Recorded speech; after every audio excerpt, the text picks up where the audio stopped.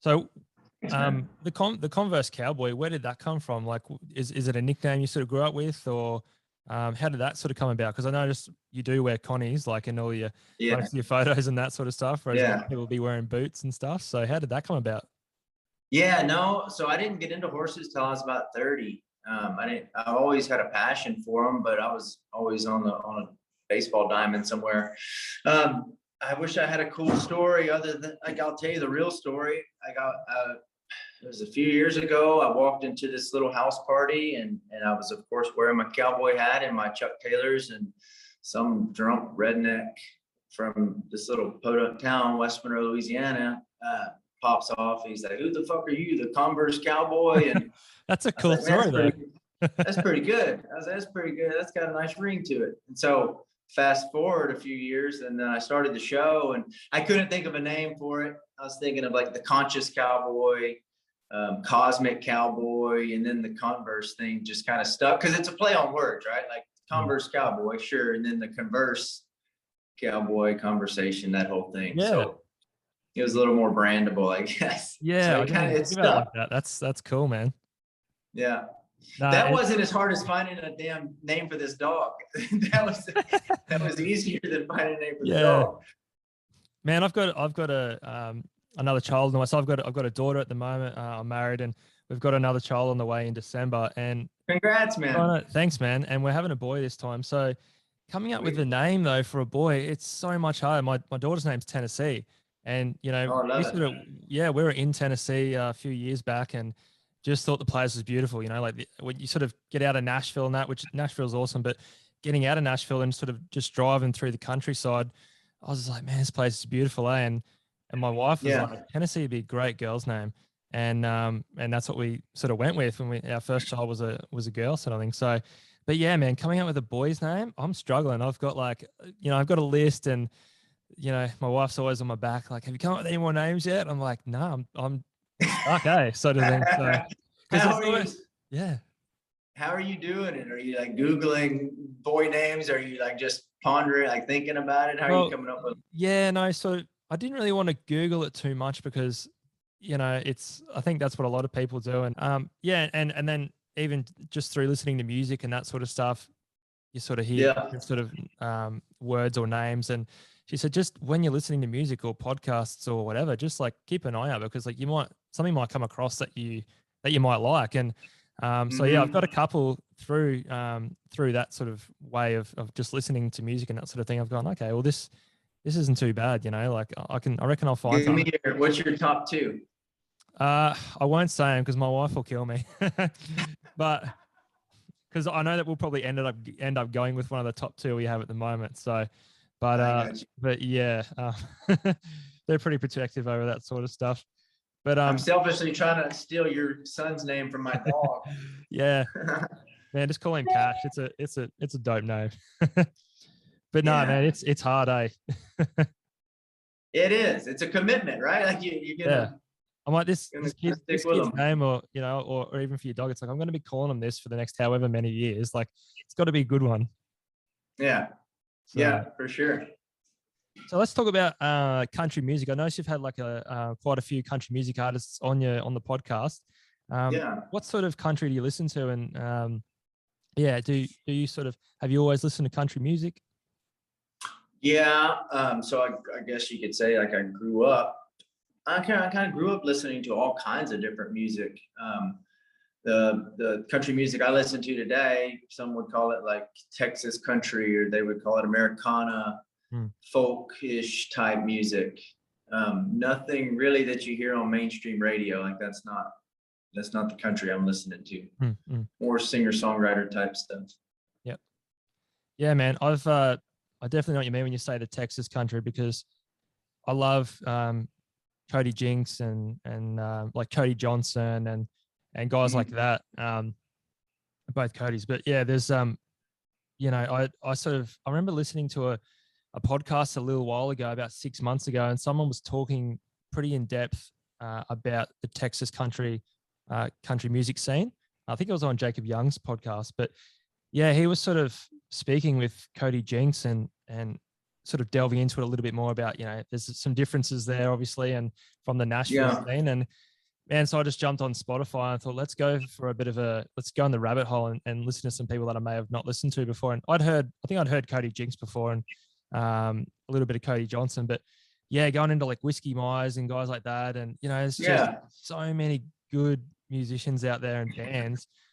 Co Wetzel, another one. That's another one that I'm like, really, it's a little bit different, obviously, from your traditional country, but I'm really enjoying his stuff at the moment. And that's what I love about Spotify, because you can just listen to something and then it will just take you to another song that sort of sounds similar. And man, and you just discover, it's so easy these days to discover new music. And I love it, man. It's so good, eh? Yeah, until somebody gets on your Spotify and screws up your algorithm, and they play like Britney Spears or something, and then that stuff starts popping up. And but no, I agree with you. I agree. Yeah, it's a good scene. I think country music here in Australia is actually way smaller than it is in the States. So you guys have a huge population, but I think at least sort of 60% of your population listen to country music. It's the biggest music genre over there, whereas in Australia it's by far the smallest. There might be 20% of our country that actually listen to country music, and it sort of cops bad rap sort of thing. So people just think it's lame, but these days it's starting to get a lot bigger. I've been watching it and noticing the climb of country music followers and listeners in Australia, because I think a lot of people just used to think that it was all, for me, like the stuff I actually like was that sort of country and Western stuff that I grew up on, like Johnny Cash and Merle and that sort of thing. But the people that don't listen to country and that are starting to listen to it now are sort of seeing the new stuff. And, even if it is Nashville country music scene, it's sort of nice to have a few more people listening to it. So then that way, if you do have something on somewhere and you're at a party or something, it's like, oh, cool, these people are into it at least, I've got a few more of my mates who are my best mates, but they have always hated country music. They just give me shit about it. But I took a couple of them to a festival like about a year or so ago, and they were like, this isn't that bad. This guy was pretty good, and this and that. And I was like, yeah, man, it's not all bad sort of thing. So man, it's nice to see it growing in Australia. I think it's only going to go up. It can't go backwards, that's for sure.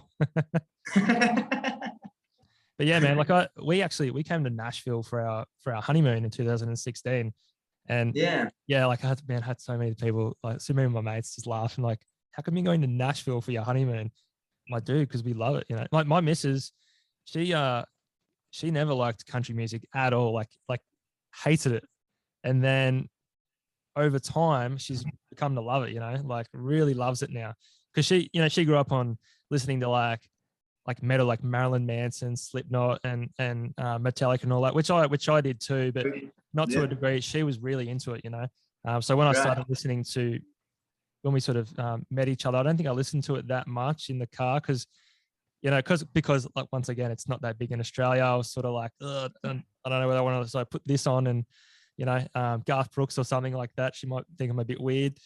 But yeah, man, after a while, so you get to know them and you're like, nah, it's full country time now. Okay. I ain't pretending anymore. So I just chuck it on and crank it. And now she loves it. Like we went to, I think before we went to Nashville, we went to Ohio to the Buckeye Country Music Festival.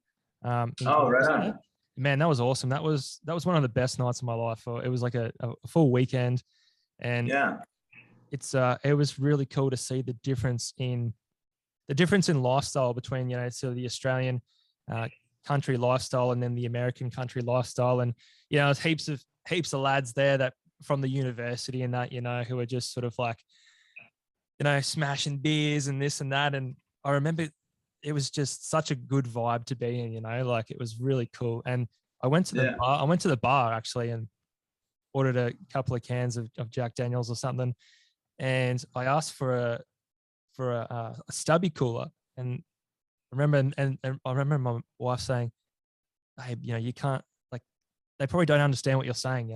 You got such a bogan accent, which is like a redneck sort of accent for you guys, you call it. But so you got such a bogan Australian accent, they probably don't understand what you're saying." And I was like, "Yeah, like a stubby cooler." And the girl's like, "Oh, do you mean a koozie?" And I was like, "Yeah, a koozie, yeah, cool."